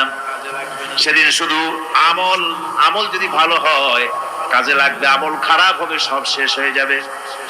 আল্লাহ রাব্বুল আলামিন নবীজিকে ডেকে বলেছেন, নবী আপনি বলেন কুল মা কুনতু বিদআম মিনার রাসূল, আপনি বলুন আমি কোন নতুন রাসূল নই, আমার আগে অনেক নবী রাসূল পৃথিবীতে এসেছেন, তারা বিদায় হয়ে গেছেন। আমি জানি না কিয়ামতের দিন আল্লাহ রাব্বুল আলামিন আমার সাথে কি ব্যবহার করবেন, আর আমি এও জানি না যে কিয়ামতের দিন আল্লাহ পাক তোমাদের সাথে কি ব্যবহার করবেন। এই আয়াত নাযিল হওয়ার পর আল্লাহর হাবিব তার মেয়েকে ডাকলেন, জামাইকে ডাকলেন, নাতিদেরকে ডাকলেন, আহলে বাইতদেরকে ডাকলেন, আর বললেন ও আমার মেয়ে কলিজার টুকরা ফাতেমা গো শোনো, কেবলমাত্র আয়াত নাযিল হয়ে গেল, আল্লাহ পাক আমাকে শুনাইছেন কিয়ামতের দিন আমি জানি না আমার সঙ্গে কি ব্যবহার করা হবে, আর এও জানি না যে তোমাদের সাথে কি ব্যবহার করা হবে। ও আমার কলিজার টুকরা মেয়ে ফাতেমা, কিয়ামতের দিন মুহাম্মদ সাল্লাল্লাহু আলাইহি সাল্লামের মেয়ে এই হিসাবে তোমার নাজাতের ফয়সালা হবে না। ও আমার কলিজার টুকরা নাতি হাসান আর হোসেন, কিয়ামতের দিন মুহাম্মদ সাল্লাল্লাহু আলাইহি সাল্লামের নাতি হিসাবে ফয়সালা হবে না। ও আমার জামাই হযরতে আলী, কিয়ামতের দিন আমার জামাই হিসাবে নাজাতের ফয়সালা হবে না। আমল যদি ভালো হয় ফয়সালা ভালো হবে, জান্নাতে চলে যাবে। আমল যদি খারাপ হয় কার নাতি কার জামাই দেখা হবে না। সুবহানাল্লাহ, কঠিন কিয়ামতের মাঠ। এই পরকালের বিশ্বাস যদি কলিজার মধ্যে ঢোকে মানুষ ভালো হয়ে যাবে। কোন সুবহানাল্লাহ আপনাদের দৃষ্টিতে পারবে। কথার জবাব যে দিলেন না, পুলিশে কি মানুষের চরিত্র ভালো বানাইতে পারবে? পুলিশের চরিত্র ভালো বানাবে কেনা, সেটাই তো কথা। মানুষের চরিত্র যাতে ভালো থাকে, মানুষের জন্য খারাপ কাম না করে সেজন্য পুলিশ, পুলিশ যাতে খারাপ কাম না করে সেজন্য আরো একটা ডিপার্টমেন্ট আছে না, তারা যাতে খারাপ কাজ না করে সেজন্য আর একটা আছে। এন্টি করাপশনের আবার এন্টি করাপশন আছে, তার উপর আবার এন্টি করাপশন আছে, এন্টিটার অভাব নাই। সুতরাং পুলিশ দিয়া, বিডিআর দিয়া, আর্মি দিয়া মানুষের, দেশের, জাতির চরিত্র ভালো বানানো যায় না। রাসূলুল্লাহ এ দিয়ে বানান না, এটা ইসলামের নিয়ম নয়। পুলিশ দিয়া, আর্মি দিয়া দেশের মানুষের চরিত্র ভালো বানানো যায় না। চরিত্র ভালো বানানো যায় কেবলমাত্র পরকালের ভয় দিয়া। কি কিসের ভয় দিয়া? ওই যে মক্কার জীবনে ওই সমস্ত মানুষগুলি যারা চুরি করত, ডাকাতি করত, জেনা করত, বদমাশি করত, যারা শয়তানি করত, যারা মানুষকে খুন করত, এই মানুষগুলি এত ভালো হয়ে গেল, যারা চুরি ছেড়ে দিল, ডাকাতি ছেড়ে দিল, জেনা ব্যভিচার ছেড়ে দিল, এত ভালো হয়ে গেল, পৃথিবীর মধ্যে সেরা মানুষ তারা হয়ে গেলেন। জোরে বলেন সুবহানাল্লাহ। নবীর সাহাবীরা পৃথিবীর শ্রেষ্ঠ সন্তান, নবীর সাহাবীরা পৃথিবীর সেরা মানুষ, তাদের চাইতে সেরা মানুষ নবীদের পরে আর কেউ হতে পারে না। জোরে কোন সুবহানাল্লাহ। নবীর পরে পৃথিবীতে শ্রেষ্ঠ মানুষ কারা? সাহাবায়ে কেরাম রিদওয়ানুল্লাহি তাআলা আলাইহিম আজমাইন। ওনারা তো কুফরের মধ্যে ছিলেন, শিরকের মধ্যে ছিলেন, চুরি, ডাকাতি, জেনা, ব্যভিচার এমন কোন পাপ নাই যা করা হয়নি। তারপরে যখন আল্লাহর নবীর কাছ থেকে তাওহীদ, রিসালাত ও আখিরাতের দাওয়াত পেলেন, কি সোনার মানুষ এক একজন হয়ে গেলেন। সুবহানাল্লাহ। যারা ছিলেন নারীর সতীত্বের জম, তারা হয়ে গেলেন নারীর সতীত্বের পাহারাদার। যারা মানুষের মাল চুরি করত, ডাকাতি করত, তারা রাতভর মানুষের মালের পাহারা দিল, মানুষের রক্তের পাহারা দিল। সুবহানাল্লাহ বিহামদি। রক্ত সম্পদের পাহারা দিল। রাসূল বললেন খায়রুল কুরুনে কারনি, সর্বশ্রেষ্ঠ যুগ তো আমার যুগ। বন্ধুগণ, এরপরে একটা জীবন আসবে ওই কিয়ামতের ময়দানে। এই পরকালের বিশ্বাসটা গুরুত্বপূর্ণ ব্যাপার। আমাদের সব কিছুর হিসাব দেওয়া লাগবে। আল্লাহ পাক বলেন ইন্নাস সামআ ওয়াল বাসারা ওয়াল ফুআদা কুল্লু উলাইকা আনহু মাসউলা। নিঃসন্দেহে মানুষের শ্রবণ শক্তি, দর্শন শক্তি এবং তার অন্তঃকরণের কল্পনা সম্পর্কে আল্লাহ রাব্বুল আলামিনের কাছে জিজ্ঞাসিত হতে হবে। কান দিয়া কি করেছিলা, চোখ দিয়া কি করেছিলা, মুখ দিয়া কি করেছিলে, হাত দিয়ে কি করেছিলে, সবকিছুর জবাব আল্লাহ রাব্বুল আলামিনের কাছে দিতে হবে। সবটার জবাব দিতে হবে, কোনো কিছু বাদ যাবে না। এমনকি মনের ভিতরে যে কল্পনা আমরা করি, এই কল্পনার হিসাবও আল্লাহর দরবারে দিতে হবে। কোরআনে কারীম বলছেন ওয়া ইন তুবদু মা ফি আনফুসিকুম আও তুখফুহু ইউহাসিবকুম বিহিল্লাহ। মনের ভিতরে তুমি যেটা কল্পনা করো সেটা প্রকাশ করো, অথবা তুমি গোপন রাখো, যাই তুমি করো না কেন আল্লাহ রাব্বুল আলামিন এর হিসাবও তোমার কাছে নেবেন।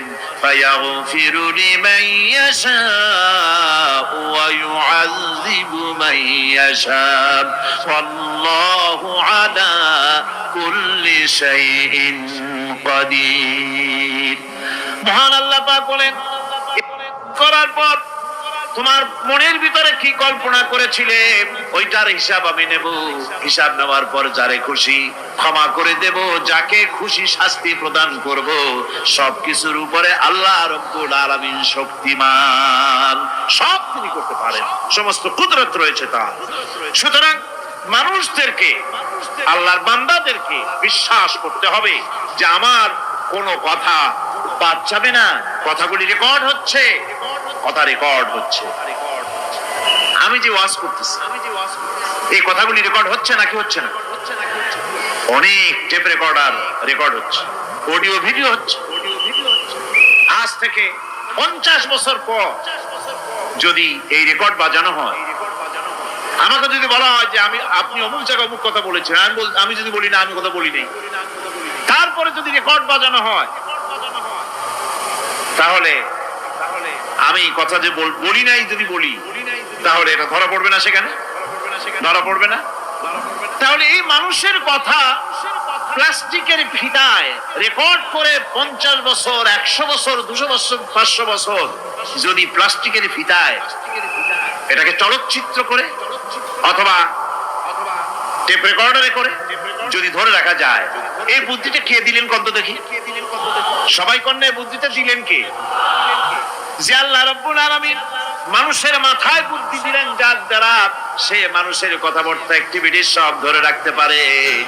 সে আল্লাহ রব্বুল আলামিন বুঝি আপনার আমার কথা এবং আপনার আমার অ্যাক্টিভিটিস কে তিনি বুঝি ধরে রাখতে পারবেন না কিয়ামত পর্যন্ত?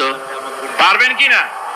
সেজন্য রব্বুল আলামিন বলেন, আজ পহেলা শুক্রবার, আজ সাপোর্ট নিয়ে মিথ্যা কথা বলছি না ভাই। আপনার আইডি ছোট নাকি বড় সেটা দেখবো না, টিকটকে সারা রাত লাইনে থাকবো, সবাইকে সাপোর্ট ব্যাক দিব। আপনি শুধু এই ভিডিওতে একটা লাইক একটা রিপোস্ট কয়েকটা শেয়ার করে কমেন্ট করেন, আমাদের কাছ থেকে সারা রাত সাপোর্ট ব্যাক পাবেন।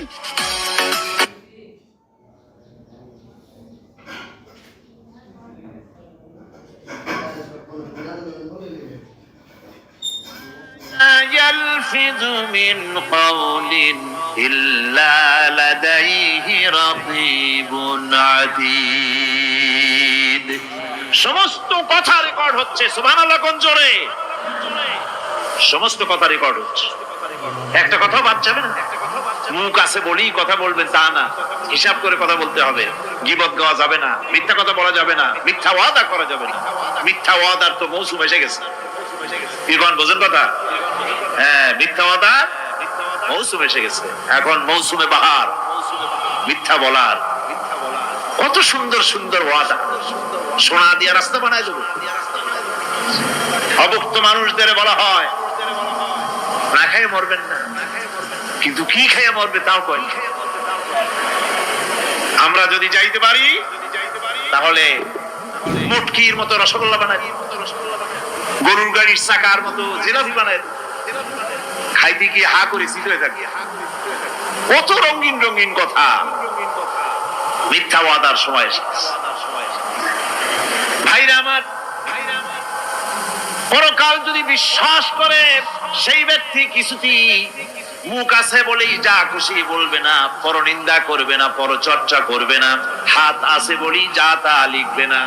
ঘটনা হইল একটা, লিখলো আর একটা। কলম একটা আছে বলেই যা খুশি তা লেখা যায় না, মুখ আছে বলেই যা খুশি তা বলা যায় না, চোখ আছে বলেই যা খুশি তা দেখা যায় না। গরু খাওয়া জায়েজ করা হয়েছে বলে গরুর লেজ থেকে মাথা পর্যন্ত পাইকারি দরে সব খাওয়া যায় না। গরু খাওয়া হারাম না হালাল? হালাল। পাইকারি দরে লেজ থেকে মাথা পর্যন্ত সব খাওয়া হালাল না। ওর মধ্যে আল্লাহ কিছু হারাম রেখে দিছে, সেগুলোকে বাইসে খাইতে হবে। আল্লাহ দেখতে চান পাইকারি দরে জমের খাওয়া খাও না আমার হারাম গুলি বাদ দিয়া খাও, নিষেধ করা গুলি বাদ দিয়া খাও। মুখ আছে বলেই যা খুশি তা বলা যাবে না, কান আছে বলেই যা খুশি তা শোনা যাবে না, চোখ আছে বলেই যা খুশি তা দেখা যাবে না, হাত পা আছে বলেই যা খুশি তা করা যাবে না। সবটার পেছনে আল্লাহ রাব্বুল আলামিনকে ভয় করা লাগবে। মহান আল্লাহ রাব্বুল আলামিন বলে, বান্দারে তোমার সমস্ত কার্যাবলী এমনকি তোমার চাহনিটা পর্যন্ত কার দিকে কি নিয়তে তাকায়ছো কেউ জানে না, আমি আল্লাহ রাব্বুল আলামিন জানি। وَيَعْلَمُ خَائِنَةَ الْأَعْيُنِ وَمَا تُخْفِي الصُّدُورُ। তোমার অন্তঃকরণ কি জিনিস গোপন করে আর তোমার চক্ষু কি লুকোচুরি খেলে আমি টের পাই। সুবহানাল্লাহ বিহামদি।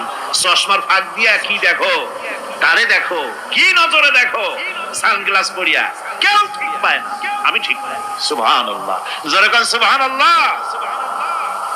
সুতরাং চোখের নজরের হিসাব হবে, হাতের কাজের হিসাব হবে, পায়ের চলার হিসাব হবে, আপনার বলার হিসাব হবে, মুখে যা বলেছেন, যা করেছেন, হাত পাও দিয়ে যা করেছেন, সবকিছুর হিসাব হবে কিয়ামতের দিন। আল্লাহর দরবারে সবকিছু উপস্থিত হবে, কোন জিনিস বাদ পড়বে না।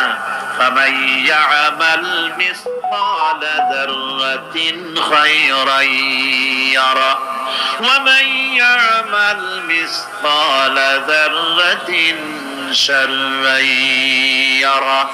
ছোট্ট একটা ভালো কাজ যদি করো তাও হাজির করা হবে সামান্যতম ভালো কাজও তোমার বাদ পড়বে না। আর ক্ষুদ্রতম কোন খারাপ কাজ করলে তাও উপস্থিত করা হবে, সব তোমার সামনে, কোন জিনিস বাদ পড়বে না, সব দেখতে পাবে কিয়ামতের দিন। ভালো কাজটাও আর খারাপ কাজটাও আল্লাহর কাছে সেদিন আল্লাহ পাক মানুষের সামনে উপস্থিত করে দিবেন। আল্লাহ পাক বলছেন সেদিন এই জমিন তার ভিতরে যা লুক্কায়িত ছিল জমিন সব বের করে দেবে। কান্নাহুম জারাদুম মুনতাশির, টিড্ডি ফড়িংগুলি পোকাগুলি মাটির থেকে যেমন বেরোয়, এ মাটির ভিতরে যা আছে কিয়ামতের দিন সব মাটি বের করে দেবে। ইযা যুলজিলাতিল আরদু জিলজালাহা ওয়া আখরাজাতিল আরদু আসকালাহা ওয়া ক্বালাল ইনসানু মা লাহা। এ জমিনকে ঝাঁকি মারা হবে প্রবল এক ঝাঁকুনি, প্রবল এক ঝাঁকুনিতে এই পৃথিবীর মধ্যে যা কিছু আছে সব বেরিয়ে যাবে। সুবহানাল্লাহ কইতে ইচ্ছা করে না মিয়ারা? এক ঝাঁকুনিতে পৃথিবী সব বের করে দেবে। মানুষ হয়রান হয়ে বলবে কি হয়েছে, এ মাটির হলোটা কি? আমার বন্ধুগণ, মানুষ হয়রান হয়ে গিয়ে বলবে মাটির কি হলো? আল্লাহ রাব্বুল আলামিন বলেন ইয়াউমাইযিন তুহাদ্দিসু আখবারাহা বিআন্না রাব্বাকা আওহা লাহা। জমিনের উপরে যা ঘটেছে জমিন তা সব বের করে দেবে, সব প্রকাশ করে দেবে। আর এটা এই জন্য হবে যেহেতু তার রবের হুকুম হয়েছে, তার রব হুকুম করেছে বের করে দে। জমিনের ভিতরে আছে যা সব বেরিয়ে যাবে, আকাশ ভেঙে পড়বে, পাহাড় উড়ে যাবে, জমিনের ভিতরে যা আছে সব উপরে চলে আসবে। পৃথিবীতে সব শেষ, কিচ্ছু নাই, আকাশ নাই, পাহাড় নাই, সমুদ্র নাই, সব একাকার, চন্দ্র নাই, সূর্য নাই, তারকা নাই, গ্যালাক্সি নাই, মহাশূন্য নাই, সব শেষ। আল্লাহ রাব্বুল আলামিন সমস্ত ফেরেশতাদেরকে শেষ করে দিবেন, সকলের মওত হয়ে যাবে, কেউ আর থাকবে না। এমনকি হযরতে আজরাইল মালাকুল মউত তিনিও থাকবেন না, সব আল্লাহ রাব্বুল আলামিন মৃত্যু করে দিবেন। এরপরে আল্লাহ রাব্বুল আলামিন একা তিনি বলবেন ইয়া দুনিয়া, ইয়া দুনিয়া আইনা আনহারুকি, এ পৃথিবী তোর সেই সমুদ্রগুলো কোথায়, নদীগুলি কোথায়? ইয়া দুনিয়া আইনা আশজারুকি, হে দুনিয়া তোমার গাছগুলি কোথায়? এত বন বনানি, এত গাছ ছিল। ইয়া দুনিয়া আইনা জিবালুকি, হে পৃথিবী তোর জমিনে যত পাহাড় ছিল পাহাড়গুলি কই? যত স্বৈরাচার ছিল জমিনের উপরে, যারা স্বৈরাচারী মনোবৃত্তি নিয়ে মানুষ ধ্বংস করেছে, দেশ ধ্বংস করেছে, মায়ের বুক খালি করেছে, ওই স্বৈরাচার গুলি কই? কোনো জবাব নাই। আল্লাহ পাক এর পরে বলবেন লিমানিল মুলকুল ইয়াউম, কার রাজত্ব? আজকে রাজত্বটা কার? আল্লাহ তিনবার আওয়াজ দিবেন, আজকে রাজত্ব কার? আল্লাহ পাক যখন তিনবার করে ডাক দিবেন, কোনো জবাব নাই, কোনো জবাব নাই। কে জবাব দেবে? আল্লাহ রাব্বুল আলামিনের সামনে কার ক্ষমতা আছে কথা বলার? কেউ তো নাই, সব শেষ। আল্লাহ পাক বলবেন লিল্লাহিল ওয়াহিদুল কাহ্হার, একমাত্র পরাক্রমশালী আল্লাহ রাব্বুল আলামিনের রাজত্ব আছে। সেই হাসরের মাঠে আমাদের সকলকে উপস্থিত হয়ে যেতে হবে। কেউ আমরা এখান থেকে বাঁচতে পারবো না, সবাইকে উঠতে হবে। অপরাধীরা সেখানে অসহায় হয়ে যাবে, অপরাধীরা অসহায় হয়ে যাবে। আল্লাহ পাক বলেন فَإِذَا جَاءَتِ الصَّاخَّةُ يَوْمَ يَفِرُّ الْمَرْءُ مِنْ أَخِيهِ وَأُمِّهِ وَأَبِيهِ وَصَاحِبَتِهِ وَبَنِيهِ। অবশেষে যখন কান ফাটানো আওয়াজ আসবে, এই আওয়াজ সেদিন মানুষ নিজের মা বাপ ভাই বোন সব থেকে বিচ্ছিন্ন হয়ে যাবে, সব একের থেকে আরেকজন পালায় যাবে, হারায় যাবে, কেউ কাউকে আর খুঁজে পাবে না। সেদিন ওই কিয়ামতের মাঠে বিভীষিকাময় দৃশ্য, মানুষ হয়রান হয়ে যাবে। মাথার এক হাত অথবা অর্ধ মাইল অথবা এক বিগত এতটুকুন উপরে ওই প্রকাণ্ড সূর্যটার তাপ আসবে, গুণাগারের মাথার চান্দি ফেটে গিয়া মগজগুলি গলে গলে নাক কান দিয়ে বেয়ে পড়তে লাগবে, জিহ্বাটা কুকুরের মতো ঝুলে নাভিস্থল পর্যন্ত পড়ে যাবে, মাটিটা সূর্যের উত্তাপে তামার মতো গরম হয়ে যাবে, সারা হাসর জুড়ে আওয়াজ হবে পানি পানি পানি। মানুষেরা হয়রান হয়ে যাবে সে হাসরের ময়দানে। এই চরম কষ্টের ভিতরে আল্লাহ রাব্বুল আলামিন বলেন সেদিন দুটো ভাগ হয়ে যাবে, একদল মানুষের চেহারা আলোয় ঝলমল হয়ে যাবে, আর একদল মানুষের চেহারাগুলি কালো হয়ে যাবে। উজুহু ইয়াউমাইদিন মুসফিরাতুন দাহিকাতুন মুস্তাবশিরা ওয়া উজুহু ইয়াউমাইদিন আলাইহা গাবারা। আল্লাহ পাক বলেন এক শ্রেণীর মানুষের চেহারা হাস্যোজ্জ্বল ঝলমলে হয়ে যাবে, আর এক শ্রেণীর মানুষের চেহারাগুলি কালো হয়ে যাবে। তারহাকুহা কাতারা উলাইকা হুমুল কাফারাতুল ফাজারা। হাস্যোজ্জ্বল, স্বচ্ছন্দপূর্ণ, সুন্দর, উজ্জ্বল ঝলমলে চেহারা হবে ঈমান আনার কারণে, পরকালকে বিশ্বাস করার কারণে, আল্লাহ এবং রাসূলের কথা অনুযায়ী জীবন যাপনের কারণে চেহারাটা উজ্জ্বল হয়ে যাবে। আর আল্লাহর নাফরমানি, রাসূলের নাফরমানি, পরকালকে অস্বীকার করার কারণে কাফের গুলির চেহারা, মুনাফিক গুলির চেহারা কালো হয়ে যাবে। তাদেরকে আলাদা করে দেওয়া হবে। আমতাজুল ইয়াওমা আইয়ুহাল মুজরিমুন, মুসলিমদেরকে আলাদা করে দেওয়া হবে, দুইটা ভাগ হয়ে যাবে। এই চরম অবস্থা সৃষ্টি হবে কিয়ামতের ময়দানে। সেদিন রাসূল করিম সাল্লাল্লাহু আলাইহি ওয়াসাল্লাম উম্মতের জন্য সুপারিশ করবেন। সেই সুপারিশ যেন আমাদের করতে পারেন সেজন্য আমাদেরকে তৈরি করতে হবে।